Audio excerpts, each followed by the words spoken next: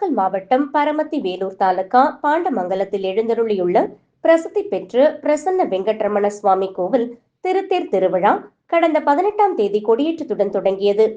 எம்பெருமான் 19ஆம் தேதி முதல் 23ஆம் தேதி வரை தினந்தோறும் காலை பல்லக்கு உற்சவமும், தினந்தோறும் இரவு அன்ன வாகனம், சிம்ம வாகனம், சிறிய திருவடி அனுமந்த வாகனம், பெரிய திருவடி கருட சேவை, சேஷ வாகனம், யானை வாகனங்களில் சுவாமி வீதி உலா வரும் நிகழ்ச்சி நடைபெறுகிறது. அதன்படி 21ஆம் தேதி நேற்றிரவு பெரிய திருவடி கருட சேவை வாகனத்தில் எழுந்தருளினார். அப்போது எம்பெருமானுக்கு சிறப்பு அர்ச்சனையும் தீபதூப உபசரிப்புகள் காண்பிக்கப்பட்ட பின் திருவிதி உலா புறப்பாடு மிக விமர்சையாக மங்கள இசையுடன் நடைபெற்றது. அப்போது பக்தர்கள் வழிநெடுக தேங்காய் பழம் உடைத்து பெருமாளை வழிபாடு செய்தனர். மேலும் வரும் 24ஆம் தேதி மாலை திருக்கல்யாண உற்சவமும், இரவு புஷ்ப விமான புறப்பாடும், 25ஆம் தேதி ராஜமுடி சேவை மற்றும் குதிரை வாகனத்தில் சுவாமி திருவிதி உலா வரும் நிகழ்ச்சியும் நடைபெறுகிறது. 25ஆம் தேதி அதிகாலை 5:30 மணி முதல் 6:30க்குள் சுவாமி திருத்தேருக்கு எழுந்தருளலும், மாலை 4:30 மணிக்கு திருத்தேரின் முக்கிய வீதிகள் வழியாக திருவிதி உலா வரும் நிகழ்ச்சியும் நடைபெறுகிறது.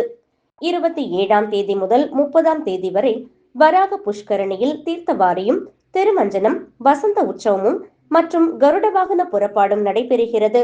விழாவிற்கான ஏற்பாடுகளை பாண்டமங்கலம் பிரசன்ன வெங்கட்ரமண சுவாமி கோவில் திருத்தேர் திருவிழா குழுவினர் மற்றும் ஊர் பொதுமக்கள் செய்து வருகின்றனர்.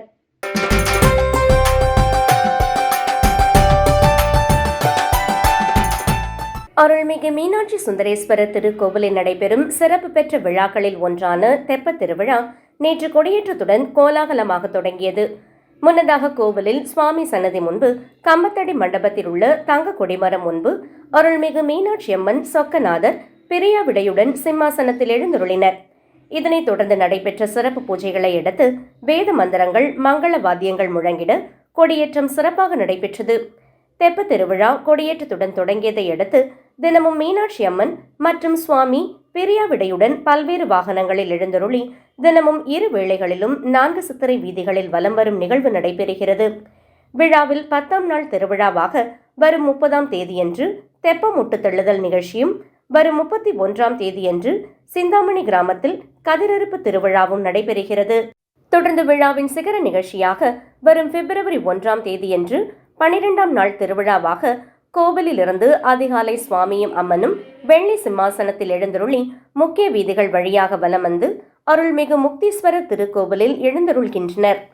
தொடர்ந்து அன்றைய தினம் தெப்பத்தில் எழுந்தருளும் சுவாமியும் அம்மனும் காலையில் 2 முறையும், இரவு 1 முறையும் என 3 முறை தெப்பத்தில் வலம் வந்து பக்தர்களுக்கு அருள் பாலிக்கின்றனர்.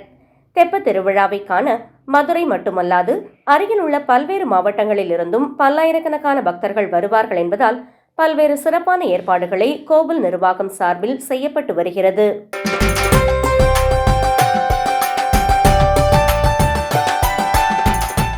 தென் தமிழகத்தில் மிக முக்கிய ஒரு மாவட்டமாக இருந்து வரக்கூடிய மதுரை மாவட்டத்தில் வருடத்தில் 365 நாட்களும் திருவிழாக்கள்தான். ஒரு புறம் அன்னை மீனாட்சி சுந்தரேஸ்வரர் ஆலயத்தில் நடைபெறக்கூடிய விசேஷங்கள், மறுபுறம் பெருமாள் ஆலயங்களில் ஒன்றான அழகர் கோவில் உள்ளிட்ட ஆலயங்களில் நடைபெறக்கூடிய விசேஷங்கள், இப்படியாக எல்லாருமே திருவிழா கொண்டாட்டமாக இருந்து வருவதுதான் மதுரை.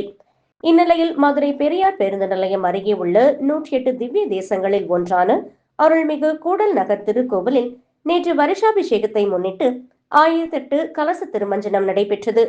குறிப்பாக வருடத்தில் 3 முறை மட்டுமே 4 தாயாருடன் வியூக சுந்தரராஜ பெருமாள் திருமஞ்சனம் கண்டருள்கிறார். குறிப்பாக தை மாதம் நடைபெறக்கூடிய இந்த வருஷ அபிஷேக நிகழ்வில் ஏராளமான பக்தர்கள் கலந்து கொண்டு திருமஞ்சனத்தின் போது காட்சியளித்த பெருமாளை மனமுருக வணங்கினர்.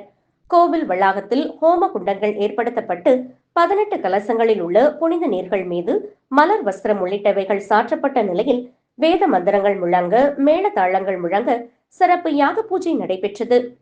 நேற்று காலை முதலாகவே நடைபெற்ற இந்த யாக பூஜைக்கு பிறகு பால், இளநீர், தண்ணீர், நெய், சந்தனம், விபூதி இப்படியாக வாசனை திரவியங்கள் மற்றும் பழங்கள் கொண்டு வியூக சுந்தரராஜ பெருமாளுக்கு திருமஞ்சனம் நடைபெற்றது. கலச பூஜையின் போது வைக்கப்பட்ட கலசங்கள் அனைத்தும் தொடர்ந்து பெருமாளுக்கு திருமணத்தின் போது அவர் மீது ஊற்றப்பட்டது. அதனைத் தொடர்ந்து வேத மந்திரங்கள் முழங்க சிறப்பு கலசம் கோவில் பிரகாரத்திலிருந்து புறப்பாடாகி முக்கிய இடங்களில் தீர்த்தம் தெளிக்கப்பட்டது. ஸ்ரீ ஆண்டாள், ஸ்ரீ மதுரவல்லி தாயார், ஸ்ரீதேவி பூமிதேவி ஆகியோருக்கும் திருமஞ்சனம் நடைபெற்ற பிறகு விசேஷ அலங்காரத்தில் அனைவருக்கும் பக்தர்களுக்கு காட்சியளிக்க பக்தர்கள் கோவிந்தா என கோஷம் முழங்க மனமுருகர் சுவாமி தரிசனம் செய்தனர். குறிப்பாக ஒவ்வொரு ஆண்டும் கலச பூஜையானது நடைபெறுவது வழக்கம். இந்த கோவிலில் கடந்த 2 ஆண்டுகளுக்கு முன்பு திருக்குடமுழுக்கு விழா நடைபெற்ற நிலையில் இந்த ஆண்டு வருஷாபிஷேகம் கோலாகலமாக நடைபெற்றது.